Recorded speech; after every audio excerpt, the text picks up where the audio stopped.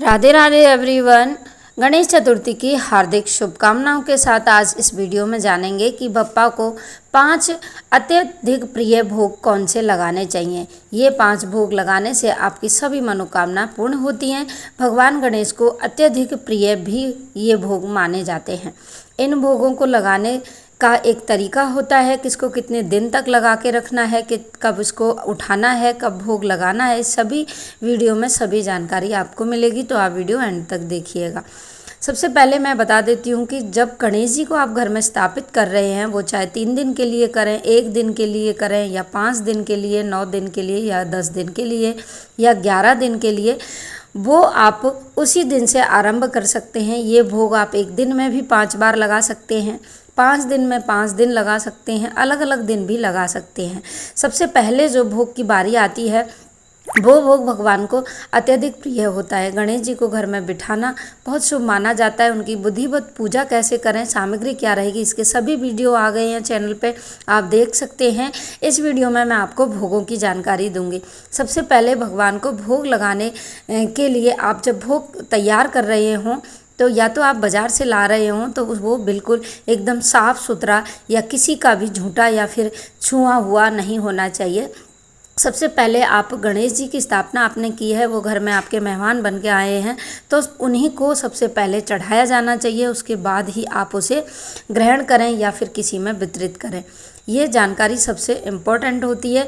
कई बार होता है कि हमें भोग शाम को लगाना है, दोपहर में लाके खुद खा लेते हैं, ऐसा नहीं है। तो आइए जान लेते हैं 5 भोगों के बारे में। सबसे पहला जो भोग है वो नारियल और गुड़ का है। नारियल आधा कट करके उसके अंदर गुड़ रख के भगवान को पहले दिन ही समर्पित किया जाता है और अंत तक उसको रखा जाता है। उसके बाद दूसरा भोग होता है मोदक का भोग। भगवान को मोदक का भोग अत्यधिक प्रिय होता है। मोदक भगवान को बहुत प्रिय होते हैं। लड्डू और मोदक दोनों ही भगवान के प्रिय भोग बताए गए हैं। तो मोदक आप नारियल के, मावा के, आटे के, बेसन के, किसी की भी, या फिर बने बनाए आप बाज़ार से भी ला के भगवान को भोग लगा सकते हैं।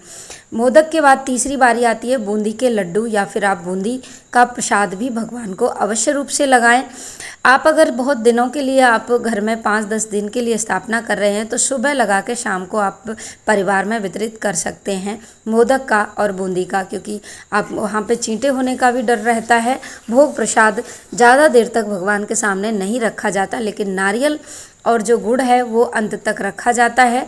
उसके साथ विसर्जन के साथ ही आप उसका वितरित कर सकते हैं। तीसरा भोग होता है केले का भोग। भगवान गणेश जी को केले अत्यधिक प्रिय होते हैं, उन्हें आप केले का भोग अवश्य रूप से समर्पित करें।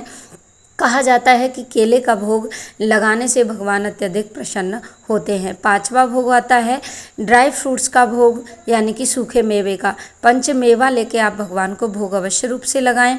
तो 5 भोगें आप लगाने के बाद भगवान के सामने जल का लोटा अवश्य रूप से रखें आचमन के लिए।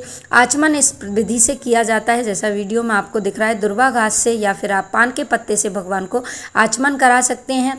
सुबह भोग लगाने की विधि ये होती है, पूजा के बाद आप भोग को भगवान के सामने भोग लगाने के बाद आप थोड़ी देर उसको रख के छोड़ दें और उसके बाद आप उठा लें। सुबह के समय भोग लगा के कम से कम 1 से सवा घंटे तक आप भोग सामने रखा रहने दें। उसके बाद दोपहर बाद आप भोग सुबह का हटा सकते हैं।